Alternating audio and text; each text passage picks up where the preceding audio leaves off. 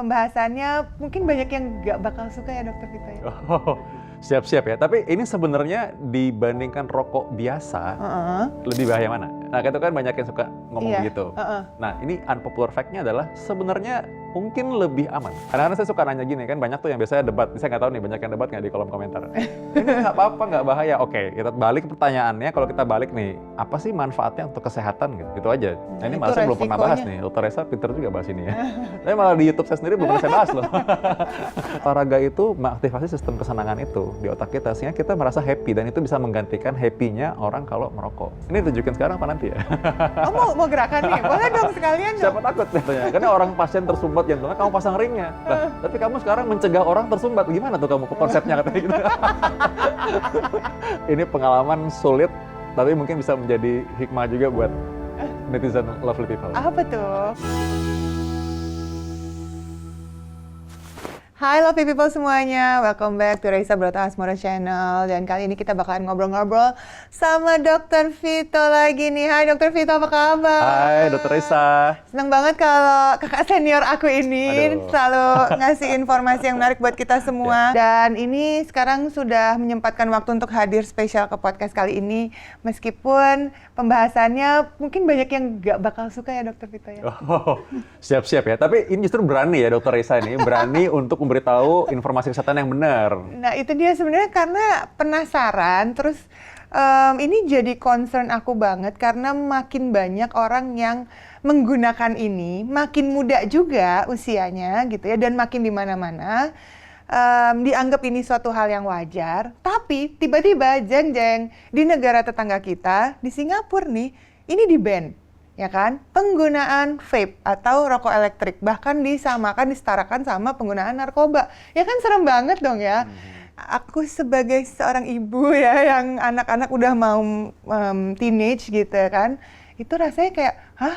Jadi ternyata emang seberbahaya ini. Harus se-concern apa sih kita nih sama si rokok elektrik ini gitu? Apakah ya emang harus agresif Singapura gitu sampai harus nge-ban, karena kan banyak orang yang menganggapnya ini aman kok, ini nggak seperti rokok gitu. Menurut pandangan Dokter Vito sendiri gimana? Nah, ini memang concern aku juga ya sebagai bapak-bapak. Ini ibu-ibu ya, bapak-bapak. Nah, jadi kita kalau melihat orang makin banyak, kita sering lihat orang dengan menggunakan rokok elektrik. Ya, jadi mereka tuh ya mungkin tidak pakai rokok biasa, tapi rokok elektronik itu makin banyak dan makin muda-muda lah yang kita lihat. Kalau kita perhatikan aja ya. Nah, ini jadi concern juga memang karena banyak yang baru pertama kali merokok langsung menggunakan rokok elektronik. Nah, tapi unpopular fact dulu nih. Unpopular fact dulu nih. Jadi kalau banyak orang tanya, ini sebenarnya dibandingkan rokok biasa, lebih bahaya mana? Nah, itu kan banyak yang suka ngomong begitu. Nah, ini unpopular fact-nya adalah sebenarnya mungkin lebih aman. Mungkin lebih aman. Mungkin? Kenapa kepake kata mungkin? Mungkin, karena rokok elektronik ini kan banyak isinya. Oh, macam-macam nih ya? Macam-macam isinya. Kita nggak tahu dia pakai yang mana nih, larutannya apa aja. Bahkan sebenarnya ada juga yang mereka bikin sendiri, dan ternyata tuh isinya mereka nggak cantumkan. Maksudnya apa aja? Isinya apa aja? Kalau misalnya rokok kan udah kelihatan ya, udah ada di kemasannya, kandungannya ini gitu. Kalau rokok elektrik tuh sebenarnya nggak ada tuh? Ada yang nggak ada. Jadi saya nggak tahu sih, nggak pernah lihat gitu, nggak pernah merhatiin. Nah, aku tahu karena waktu penelitian S3 kemarin dokter kan mengenai rokok elektronik. Jadi kan aku mencari mana nih rokok elektronik yang bisa kita pakai, dan untuk itu kan berarti kita harus tahu dong kandungannya apa aja. Nah, ternyata banyak yang dijual itu tidak mencantumkan. Jadi isinya apa tuh nggak tahu. Jadi apa yang dimasukin ke badan kita nggak tahu apa? Sebenarnya nggak tahu. Aduh, ya itu bahaya sih. Iya, makanya saya bilang mungkin. Jadi semuanya itu mungkin karena kita nggak tahu isinya apa. Nah, satu sisi kenapa dibilang ada kemungkinan lebih aman, karena kalau misalnya orang yang mungkin terapi mau berhenti merokok, kadang mereka bisa bridging dengan itu. Kadang ada bisa bridging dengan itu. Jadi mereka berhenti merokok konvensional yang biasa, rokok yang biasa, lalu mereka coba pelan-pelan mereka disapih lah gitu ceritanya. Disapih dengan rokok elektronik. Tapi tentu saja yang mereka punya mengurangi nikotinnya, mengurangi kandungan yang lain-lain, bahan-bahan kimia yang lain, sampai akhirnya mereka bisa stop. Oke. Nah, yang menjadi problem adalah ada yang baru mulai merokok, jadi belajar merokok dengan itu. Langsung itu gitu. Ya, pakai atau mereka ya itu isinya nggak tahu apa ya jadinya. Jadi kan kita nggak tahu apa bahan kimia yang sebenarnya di dalam kan. Jadi kita nggak bisa menduga nih apa aja nih isinya. Oke, Risikonya, bahayanya apa. Kalau ternyata dia pakai, oh ya, tapi pakai yang udah jelas nih kandungannya gitu. Nah, itu dari sisi medisnya sebenarnya gimana tapi? Ya. Kandungannya tetap bahaya nggak? Nah, itu dia. Ini yang menarik. Jadi sebenarnya secara studi dan penelitian udah banyak. Saya malah sudah publish juga di penelitian yang ada di jurnal internasional. Bisa sih dicantumkan kalau memang mau dicantumkan ya, supaya banyak orang kan suka nanya kan, apa sih buktinya, mana bukti ilmiahnya, banyak penelitiannya mana. Itu saya pernah tulis tuh, ada jurnal tersebut. Oke. Nah, itu memang udah banyak penelitian yang membuktikan bahwa dia meningkatkan risiko inflamasi, meningkatkan risiko terbentuknya aterosklerosis atau kekakuan pembuluh darah lah, plak-plak di pembuluh darah gitu-gitu, meningkatkan risiko terjadinya kerusakan pembuluh darah. Dan itu bukan 1-2 aja, banyak banget. Dan itu memang artinya bahaya nyata lah, bahwa memang ini bukan isap-isap berhadiah aja gitu loh. Memang ada bahayanya, bukan aman-aman saja. Ya Tetap itu. ada resikonya Tetap tentunya. ada risiko kesehatannya pasti. Resiko kesehatannya. Nah, ini sebenarnya kandungannya sendiri tuh apa aja sih? Boleh nggak sih di-mention yang seperti rokok tuh misalnya mereka ada nikotin gitu kan? Ya. Ada tar. Biasanya mereka mengurangi tarnya. Tarnya justru berkurang. Mereka kurangi, makanya saya bilang mungkin memang lebih aman. Nikotinnya mereka bisa tetap ada. Jadi mereka itu pakai nikotin itu memang kan ada efek yang bikin mereka nyaman. Sebenarnya merokok itu memang nyaman sih. Jadi yang bikin efek pengen terus itu karena nikotinnya itu. Nikotinnya, iya. Itu yang menimbulkan efek yang istilahnya disebutnya adiksi. Adiksi. Dan memang nikotin ini memang bikin nyaman sih. Kayak kalau orang nggak nyaman nggak mungkin kecanduan Iya sih. kan. Iya. Memang bikin nyaman dan bikin tenang. Makanya banyak orang, terutama misalkan orang-orang industri kreatif itu senang banget merokok. Karena ketika muncul hormon stres gitu, Iya. nikotin itu efeknya untuk Memang untuk menenangkan, calming. itu. Apa menurunkan apa misalnya denyut jantung mungkin atau Ya, apa? mereka menurunkan anxiety, kegelisahan. Mereka jadi memang ke bikin, otak ya. ya, jadi karena itu memang ya banyak orang pingin lagi dan merasa wah enak nih kalau misalkan habis ngerokok, kayaknya lebih kreatif ya gitu. Banyak ide nih jadinya. Itu kan bus gitu memang orang banyak berpikir. Dan karena itu memang ya mereka jadi kecanduan. Nah, tapi memang dalam usaha untuk menghentikan rokok biasanya mereka kurangi tuh nikotinnya lama-lama, kurangi ya disapi itu lah, lama-lama dikurangi sampai mereka bisa stop total gitu. Nah, kalau misalkan mereka tetap pakai itu, maksudnya mereka pakai itu sebagai memang rokoknya mereka dari awal, nah itu kan mereka akhirnya jadi mulai merokok di usia muda dengan menggunakan rokok elektronik. Nah, itu yang menjadi concern banyak orang lah. Ini kan bukan untuk orang belajar merokok ya sebenarnya. Tujuannya gitu maksudnya. Jadi bukan menggantikan justru Iya. ya itu habit yang harusnya tidak dimulai. Iya, betul dia. Itu dia maksudnya. Itu habit yang bukan diajarin untuk dari sejak muda malah. Ya. Bukan jadi tren kekinian gitu ya. Iya, kadang-kadang saya suka nanya gini kan, banyak tuh yang biasanya debat. Saya nggak tahu nih, banyak yang debat nggak di kolom komentar. Ini nggak apa-apa, nggak bahaya. Oke, kita balik pertanyaannya, kalau kita balik nih, apa sih manfaatnya untuk kesehatan gitu? Itu aja. Coba kalau ada yang tahu mungkin manfaat elektronik sigaret untuk kesehatan, boleh deh coba ditulis. Nggak apa-apa. Kan namanya juga debat kan, maksudnya bukan debat sih, namanya juga orang punya pendapat sih nggak apa-apa. Tapi kalau saya pribadi sih, saya berpatokan pada hasil studi penelitian bahwa memang ya ini berpotensi menimbulkan risiko kesehatan. Berarti kan memang ya bukan yang aman-aman banget. Benar. Dan kenapa saya harus untuk menghirup uap ataupun hasil asap dari larutan kimia tersebut di dalam pembuluh darah saya gitu. Ini tuh uap ya berarti ya, bukan asap ya? Ya, Beda itu ya? kalau rokok kan memang asap ya. Kalau ini kan sebenarnya uap ya, karena dia dipanaskan. Ada yang dibakar di dalam, tapi secara umum sih dipanaskan. Jadi mereka kan menguapkan larutan kimia itu. Ya intinya kan sebenarnya dia bisa masuk ke dalam peredaran pembuluh darah, masuk ke dalam lapisan pembuluh darah memang. Jadi dia meningkatkan reaksi inflamasi lah namanya. Iya Reaksi dong, inflamasi ya. itu reaksi radang kan. Yang biasanya Radangannya orang-orang jadi lebih tinggi respon. resikonya. Iya. Jadi ya gitu. Jadi nah kalau dari penelitian saya waktu itu juga dia meningkatkan reaksi radang dan kekakuan pembuluh darah. Jadi pembuluh darah itu ada lapisan elastis, lapisan fleksibel gitu. Itu dia nanti jadi patah. Nah kalau dia patah itu, dia nanti malah bikin pembuluh darah itu nggak fleksibel lagi. Nah ini malah saya belum pernah bahas nih. Dr. Resa pinter juga bahas ini ya. Saya malah di YouTube saya sendiri belum pernah saya bahas loh. Karena Dr. Resa juga kan mendalami anti-aging ya. Jadi ternyata dia mempercepat proses aging. Nah itu ada juga saya tulis tuh di jurnal. Jadi ternyata dia mempercepat proses aging. Karena tadi sebenarnya proses di mana terjadi kekakuan pembuluh darah itu, pembuluh darah jadi kaku itu ternyata bagian dari aging kan. Nah jadi kalau dia melakukannya sekarang, artinya dia mempercepat proses agingnya sebenarnya. Oke. Nah itu menarik tuh, karena gini, biasanya kalau perempuan kan banyak sekarang tuh yang vape tuh. Terus kan kadang-kadang saya suka bercanda sama pasien ya, saya bilang, ini nanti bahaya loh buat pembuluh darah. Mereka rata-rata, wah masih lama pembuluh dok, darah kan gitu. di dalam nggak kelihatan, Nggak Dok. kelihatan. Nah tapi kalau saya bilang, nanti bikin muka tambah berkerut loh. Ah masa dok, jauh berhenti.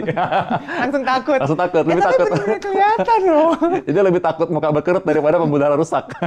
Mungkin caranya aja beda. Harus pendekatannya dengan yang lebih personal kali ya. Orang akan bilang bahwa ini berbahaya nggak sih? Saya bilang gini, ini sebenarnya bukan kita bilang berbahaya nggak sih apa nggak ya. Kan udah jelas dia punya respon yang tidak bagus ya.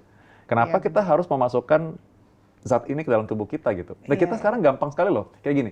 Kita nggak merokok aja, sebenarnya kita udah hirup polusi. Dan cukup untuk bikin radang ya. Jadi kayak itu kita lagi nggak, misalnya kita lagi pengen makan sehat aja, di depan kita suka banyak aja ya yang manis-manis lah, gorengan lah, maksudnya yang membuat kita gampang untuk memasukkan zat yang tidak bagus untuk kesehatan kita ya. Jadi kenapa kita harus menambah sesuatu godaan lagi yang lain gitu? Untuk memperberat usaha hidup sehat kan. Hidup sehat tuh udah susah juga sebenarnya. Jadi gitu. Iya sih. Oke, Dokter Vito. Jadi ini mungkin banyak orang yang belum paham ya. Emang sebenarnya dampaknya apa sih yang akan terjadi nih di dalam tubuh? Apa sih penyempitan tuh apa sih gitu kan? Terus emang efeknya ke organ jantung itu gimana sih? Emang akan berubahkah irama jantungnya atau efek ke depannya gimana kah gitu? Atau apa sih gitu? Mungkin bisa dikasih gambaran detail gitu supaya kebayang nih sama lovely people yang mungkin nggak punya gambaran medis sebelumnya. Ya, baik lovely people. Lovely people tadi sebenarnya Dokter Reza sudah sempat menyebutkan sih plak-plak pembuluh darah itu. Jadi saya cerita aja deh. Jadi waktu kemarin itu waktu libur Idul Fitri ya, hari pertama nih, kan harusnya saya cuti juga waktu itu. Saya waktu itu cuti udah janji mau ajak keluarga pergi lah. Nah pagi hari saya inget banget itu lagi lari pagi nih, terus udah gitu ditelepon, dok boleh datang nggak ke rumah sakit? Saya bilang kenapa? Ada yang serangan jantung. Saya bilang saya lagi cuti nih, ada yang lain nggak? Dia bilang udah dok, semua telepon nggak bisa, dokter doang yang angkat. Nah yaudah, oke ya udah, gimana pasiennya serangan jantung bla bla bla. Oke, jadi perlu kateterisasi jantung segera. Kita perlu melakukan kateter jantung itu masuk ke dalam pembuluh darah, kita buka dengan menggunakan balon dan kita membuka kembali pembuluh darah tersumbat. Nah jadi harus emergensi kan? Ya udah, aku langsung telepon istri, aku bilang ini gimana ya? Aku boleh pergi dulu nggak? Terus ngebujuk anak, soalnya kan janji mau pergi kan? Ada tuh aku di Instagram tuh aku ini tahu. Kehidupan dokter ya, di balik kehidupan seorang dokter spesialis begini ya saudara-saudara. Jadi sambil lari pulang lagi tuh, aku langsung telepon kan. Aku bilang ini kayaknya harus pergi dulu nih, cuman maksudnya ya berarti kan tertunda nih ya perginya. Ya udah begitu nyampe rumah, aku terus terang nggak sempat mandi, langsung operasi. Langsung ganti baju aja dulu. Soalnya kan buru-buru kan. Aku bilang sama anakku, boleh nggak ayah pergi dulu sebentar gitu kan. Terus akhirnya dia ngerti dan dia bilang, oke ya nggak apa-apa gitu. Ya udah aku langsung pergi, aku minta dijemput di rumah sakit. Nah singkat cerita datang ke rumah sakit, langsung lihat tuh pasien tersebut, orangnya nggak gemuk, orangnya masih muda, usia masih 30-an. Terus udah gitu, 30-an, orangnya 30-an, dan dia tidak gemuk. Dan saya nanya rajin olahraga dan segala macam, dia bilang ya dia ngaku sih rajin. Saya kan tidak bisa membuktikan ya, tapi memang badannya tidak gemuk. Dan dia tidak ada hipertensi, tidak ada kolesterol tinggi. Dia bilang dia tidak tahu karena dia tidak pernah ngecek. Tapi dia bilang yang jelas dia tidak pernah darah tinggi kata dia. Lalu dia bilang nggak pernah ada pemeriksaan check up yang merah-merah lah. Dia bilang menurut dia gitu ya. Nah intinya saya periksa wah memang sumbatan 100% pembuluh darahnya. 100%? Sumbatan. Udah kita buka, untungnya selamat. Lalu saya tanya, Pak, Bapak tuh ngapain sih ngerokok? Terus dia bilang, ya dulu. Sekarang itu aja, rokok elektronik.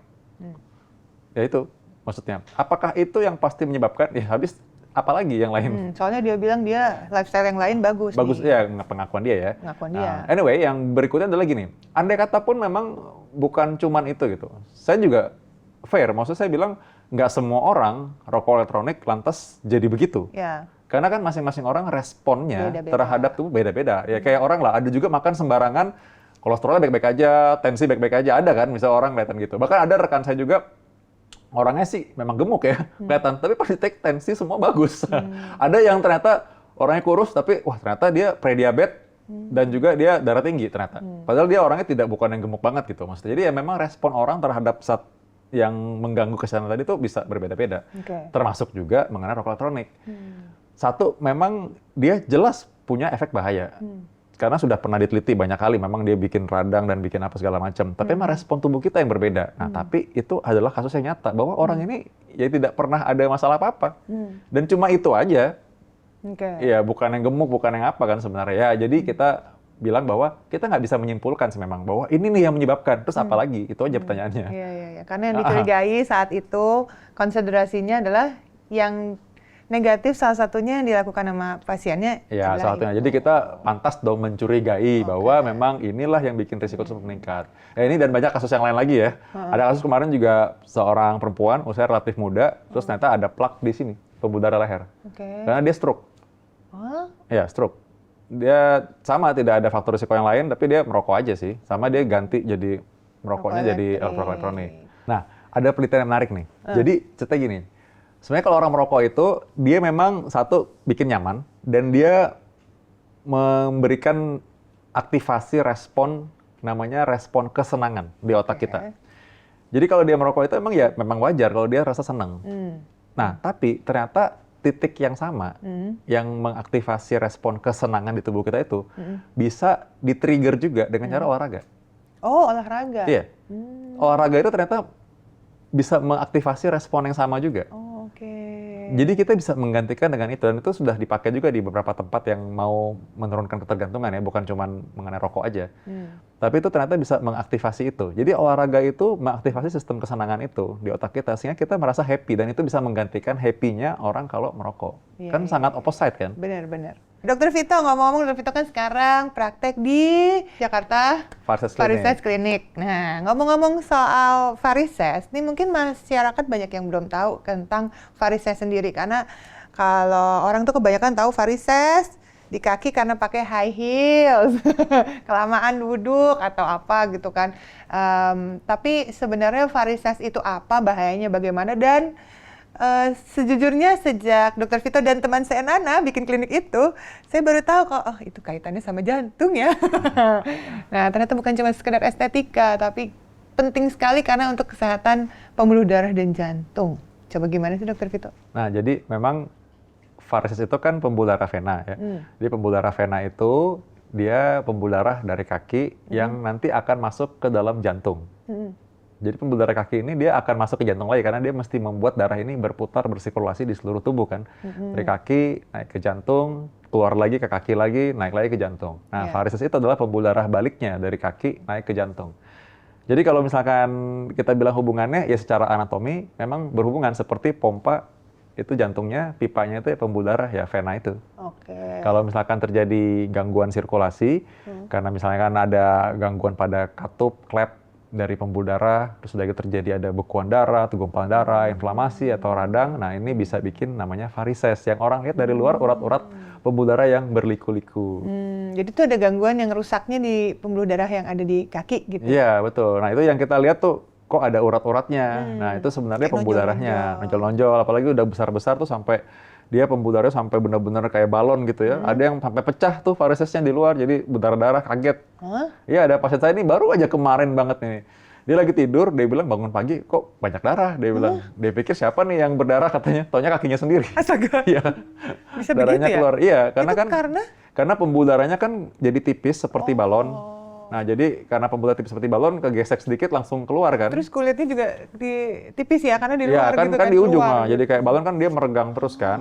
Jadi ya itu ampun, bisa serem banget. Ya. Nah, terus gangguan untuk kesehatan secara generalnya? Secara sederhana gini, jadi konsepnya adalah pembuluh darah itu kan sepaket nih sama jantungnya.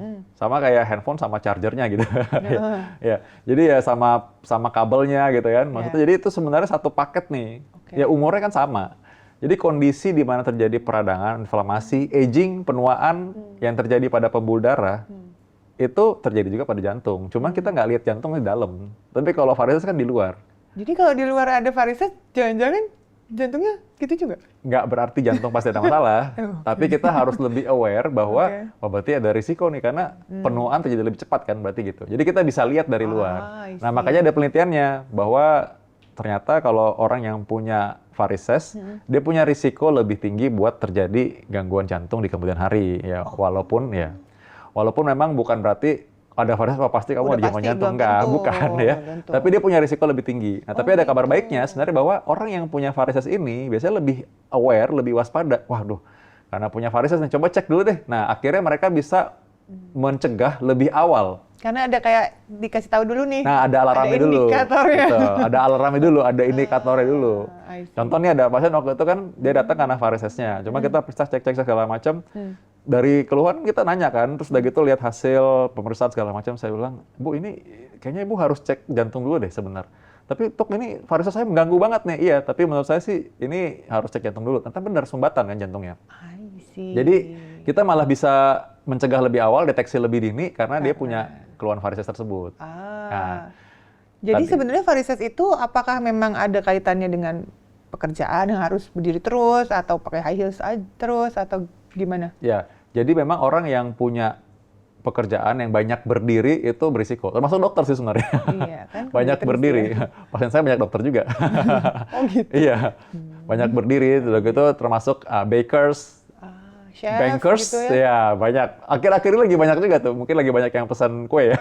Lagi banyak tuh. Jadi rata-rata Oh, ya profesinya ampun. mirip-mirip. Iya, iya, Nah, iya. sudah gitu ya banyak berdiri kenapa? Karena kalau kita berdiri diam saja, kita punya pembuluh darah itu kan stagnan di bawah. Dia kan ada gaya gravitasi, susah naik ke atas. Itu simpel itu sebenarnya. Susah naik ke atas ya. Dan kalau kita banyak duduk sama juga kalau banyak duduk, makanya jangan rebutan kursi ya. Nah, banyak duduk, banyak duduk itu kalau misalkan dia duduk terus, misalkan dia rapat terus ya, sama kayak dokter juga sih. Dokter kan juga banyak duduk tuh sebenarnya. Dokter yang berbeda duduknya banyak. Kalau Dokter yang lain dokter. ya sama banyak berdiri, ada yang banyak berdiri kan operasi terus kan, jadi berdiri terus. Ada juga yang banyak duduk terus kan, jadi dia mendiagnosis aja terus kan. Nah itu dia akan bikin darah itu stagnan di bawah.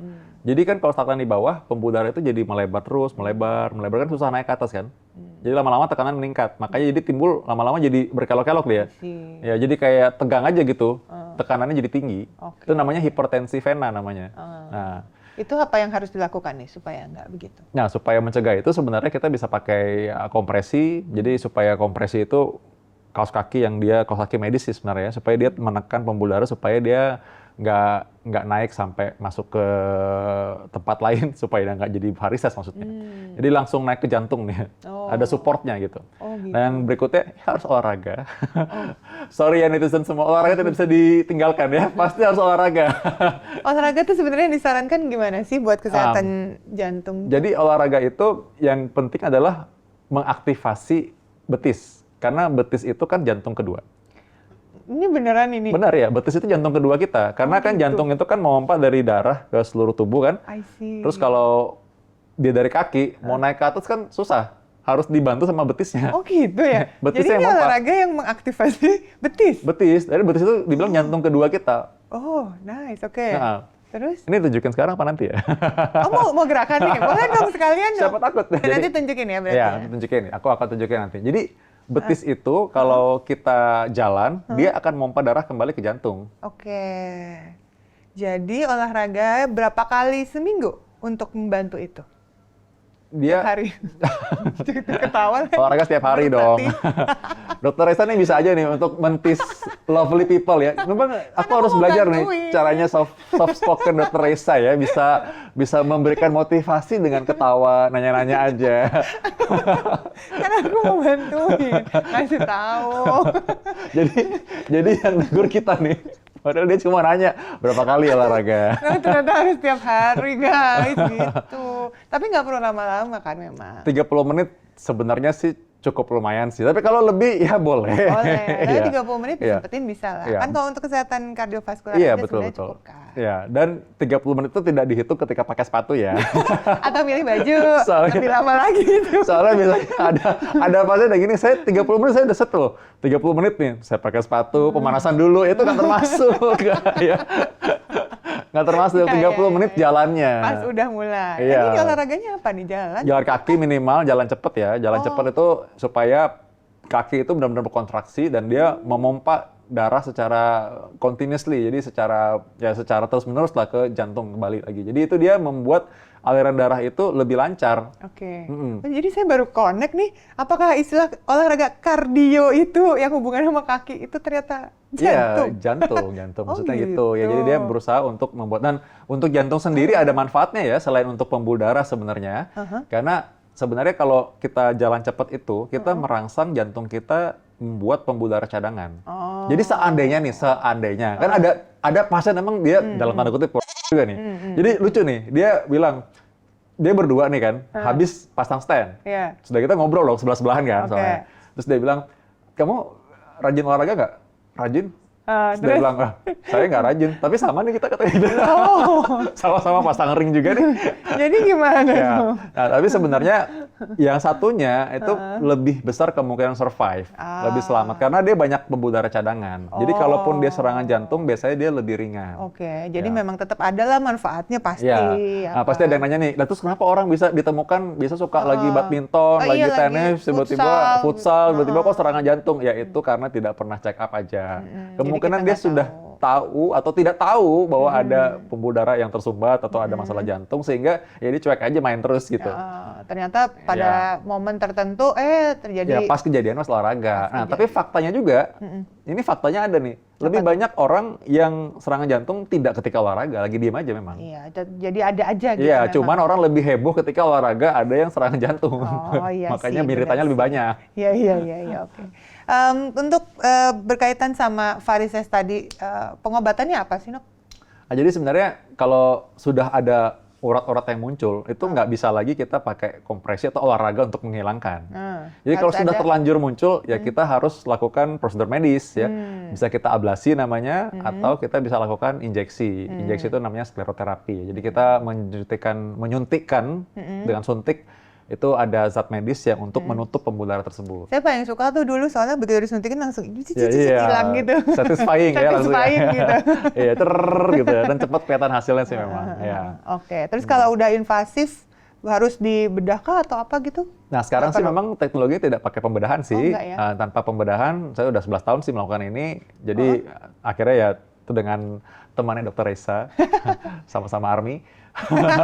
Dokter Nana, ternyata ya dia juga dokter yang memang mau concern juga mengenai varises ini, dan kami sama-sama mendalami mengenai flebologi ya. Flebologi itu mungkin banyak dokter juga yang memang masih awam juga dengan flebologi. Flebologi itu ilmu kedokteran yang membahas atau mempelajari mengenai varises. Nah, jadi memang kita lakukan itu semua tanpa pembedahan sekarang.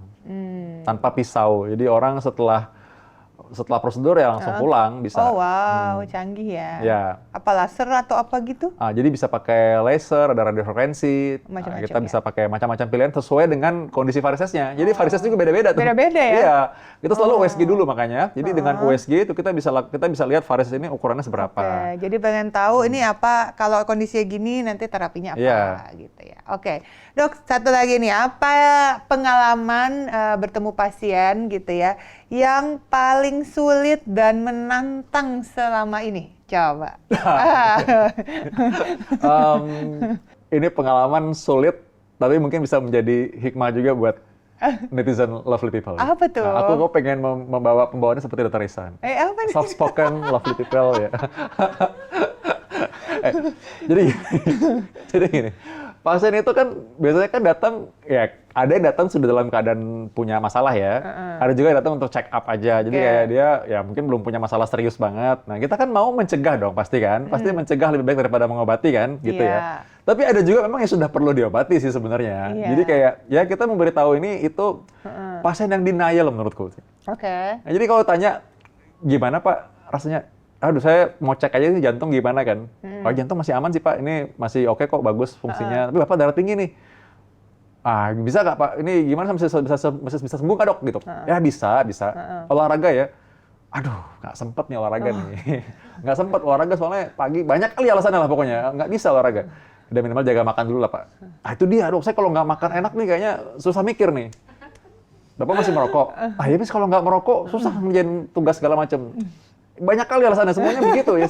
Jadi mau diapain nih orang nih? Tapi kalau bisa jangan sampai sakit jantung lah dok, amit-amit jangan sampai jangan. Ya makanya Pak, ini cara pencegahannya begini Pak. Aduh, tapi gimana ya? Ini alasannya banyak amat nih. Ya jadi Iya. sebenarnya pasiennya ngeyel ya. Iya. Nah, di situ, lucu lagi gini. 6 bulan lagi datang lagi. Dok, saya mau cek lagi nih, jantung saya masih aman nggak? Masih, Pak, jantung Bapak masih aman. Tapi Bapak kok masih gemuk aja, Pak? Masih aja melingkar perutnya gede kan, stensi masih tinggi. Terus Bapak nih gimana ya, Pak? Bapak udah ngapain aja selama ini? Sama lah, Dok, biasa namanya juga. Ya, keadaan lagi begini, Dok. Bawa rokok lagi kan, kecium kan bawa rokok tuh. Bapak masih merokok juga? Ah, masih, Dok, susah nih berhentinya. Gimana ya? Bapak ya berhenti, Pak. Gimana ya berhentinya ya? Bapak olahraga nggak? Aduh, Dok, cari waktunya tuh, Dok, sulit. Saya juga sulit nih, Pak, jadinya, Pak. Obat nggak mau, semua olahraga nggak mau, makan nggak dijaga, merokok jalan terus, tapi ceknya rajin. Cek terus. Jadi itu paling sulit dari Sulit tuh menurut saya, sulit Iya, menantang iya, tuh orang iya, kayak iya, gitu iya. tuh. Oke. Ya saya manggil nanti, karena ini saya konsul dokter Risa aja deh, yang mungkin ngomong, mungkin harus pakai dokter Risa mungkin. Cuma mereka, Tapi ya sebenarnya ya, lovely people ya. Kalau misalnya nih lagi ada dokter-dokter nih yang seperti dokter Vito ini yang memang sebenarnya kan dokter untuk memberikan terapi ya. Iya. Kalau lagi ngasih ilmu-ilmu pencegahan, sebenarnya dokter Vito ini rugi loh, guys semua. Ya. Karena kan jadinya nanti kalau orangnya sehat semua nggak ada pasien yang datang ya kan. Tuh ini ngomong kalau saya ada waktu dikit ya. Jadi saya waktu itu, ini kisah nyata nih. Jadi waktu itu saya kan jadi dosen udah 17 tahun ya. Jadi waktu itu ada dosen senior lah, prof gitu kan. Dia bilang, Vito, aku lihat kamu tuh suka bikin mengenai pencegahan itu. Itu nggak berlawanan sama kamu punya pekerjaan katanya. Tuh kan. Jadi sebenarnya jangan dilawan. Ini tuh sebenarnya kebaikan hati dokter Bilang, Vito. kamu kan tugasnya memasang ring jantung katanya. Karena orang pasien tersumbat jantungnya, kamu pasang ringnya. Nah, tapi kamu sekarang mencegah orang tersumbat. Gimana tuh kamu konsepnya katanya gitu. Aduh, makanya nih. Oke, balik lagi kita ngomong ke pembahasan awal. Nih, mumpung masih ada waktu ya, Dokter Vita ya. Jadi kan banyak produk-produk pengganti dari rokok. Dan rokok elektrik kita kayak misalnya ada nikotin patch, ada permen nikotin gitu, ada tembakau tempel juga ada gitu lah produk-produk itu. Itu sebenarnya tanggapan dari medisnya sendiri seperti apa sih? Iya, emang dipakai sih. Memang bisa dipakai dan ada caranya kan. Sebenarnya juga kalau misalkan memang niat untuk berhenti merokok, sebenarnya ada beberapa komunitas juga sih dan juga ada hubungan kontak di Kemenkes yang bisa dipakai setahu ya. Dan itu memang bisa, mereka memang membantu untuk bisa berhenti merokok. Komunitas sendiri ada di UPH juga sih, alamaternya Dr. Risa. Kita? Iya, betul, alamater kita maksudnya.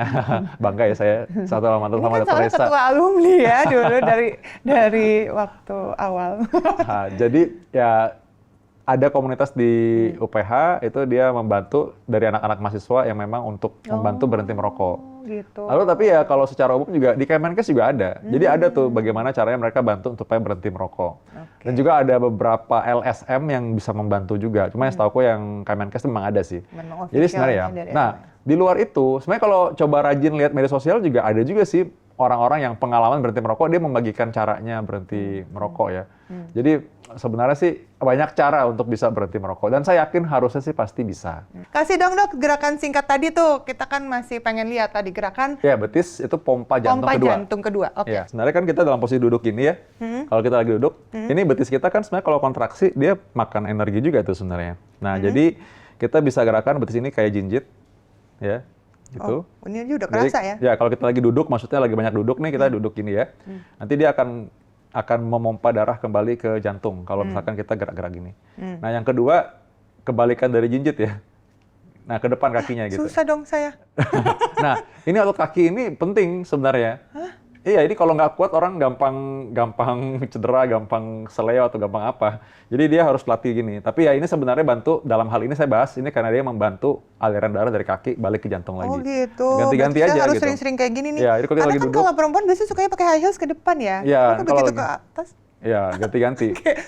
Susah. Kalau pakai high heels kan itu memang rasanya kontraksi. Iya sih. Tapi kan tidak memompa. Iya, Dia cuman kontraksi kayak menekan aja. Jadi dia harus ganti-ganti. Jadi relax terus gini, mompa, terus gini, relax terus gitu mompa ya. Oke, gitu. Itu sebenarnya. Itu ada yang mulai ngikutin kameramennya? Oh ya, sudah pada ngikutin. Mungkin kameramen juga sebenarnya berisiko ya. Karena berdiri terus ya. Iya. Pasien juga banyak yang banyak yang presenter juga. Oh iya, benar, Pasien-pasienku. berdiri. Soalnya banyak berdiri kan soalnya. MC Ya. gitu ya. Susah ya, banyak berdiri. begitu. Banyak Duduk, duduk begitu begitu. juga. Ya Jadi memang harus memang olahraga harus makanya. gerak, iya. Olahraga memang tidak bisa ditinggalkan, memang olahraga betul. Jadi gini Dokter Resa, kalau berdiri ya, nah kita seperti jinjit-jinjit gitu. Terus? Nah, ini kita lakukan ya sebanyak yang kita bisa aja. Ini juga sama melatih kekuatan otot. Harusnya kan latihannya bisa pakai dumbbell atau kayak apa, tapi kalau nggak ada ya begini aja. Oke. Ini bantu untuk mengalirkan darah kembali ke jantung. Makanya Makanya lagi iseng-iseng lagi berdiri lagi kerja gini-gini aja. ya, begini-begini aja. Karena ada juga pasien yang dibilang, "Dok, saya susah jalan-jalan nih karena saya harus diem nih," gitu kan. Ya udah, begini-begini aja, Pak. Jadi kalau nanti ada ketemu orang begini-begini, wah berarti udah nonton Dokter Resa punya acara berarti. Kalau nanti bilang aja Dokter Resa bilang ini, udah nonton ya gitu. Udah tahu tipsnya Dokter Vito ya. Iya. Nah, kalau kita begini soal jinjit ini kan betis kita kan mompa, relaksasi, mompa, relaksasi. Bayangkan pipa pembuluh darah itu ada di antara otot. Jadi dia kayak ngedorong ke atas terus. Oh, digituin. Nah, makanya dibilang betis itu pompa jantung kedua. Jantung kedua dari bawah gitu ya. Nah, satu lagi tambahan sebenarnya bagus nih untuk orang-orang yang mungkin banyak duduk dan juga dia bilang, "Oh, saya kan olahraganya jalan pagi ya." Jalan pagi itu juga butuh kekuatan otot. Oke. Nah, jadi sebenarnya kita mesti latih kekuatan paha. Dan fakta uniknya, mudah-mudahan nanti saya diundang lagi sama Dokter Resa untuk bahas yang ini, tapi kan sekarang udah nggak bisa, karena udah waktunya habis katanya. Tapi kekuatan paha itu berhubungan dengan kekuatan jantung. Oh, itu juga ya. Nah, jadi kita latihannya simple sebenarnya, dari duduk kita berdiri, ya, duduk lagi, berdiri lagi. Nah, duduk lagi. Nah, coba 20 kali kayak gini. Pasti capek ya ya? lumayan. Tapi hati-hati punggung ya, harus Iya, di... betul. Jadi kita waktu berdiri tuh harusnya kita agak condong ke depan sedikit dan posisinya lurus. Jadi supaya kita gini ya. Sama tahan perut ya, core ditahan. Tahan perut ya, benar ya. Nah, ketika duduk, coba waktu duduk itu kan kita pelan tuh kerasa loh ini tegang tuh. Tegang, iya. Ya. Nah, kekuatan paha itu penting buat kekuatan jantung juga sebenarnya. Oke, wow. Berarti kalau kita lagi nge-gym, leg day, fungsinya bukan cuma kaki, tapi buat kesehatan jantung Yes, kita benar, juga ya. betul. Wah, keren. Seneng banget hari ini Dokter Vito, banyak banget ilmunya. Terima kasih banyak ya sudah mampir-mampir ke sini dan sharing-sharing. Ingat ya Lovely People, tadi tips-tipsnya itu nasihat dari kita. Seterusnya seperti apa terserah Anda. Yang penting kita ngingetin aja kalau yang namanya rokok elektrik itu tetap saja berbahaya. Yang lebih aman adalah ya tentu saja pola hidup sehat, ya kan? Oke semuanya, thank you so much. Semoga bermanfaat. See you. Bye. Thank you, Dok. Bye.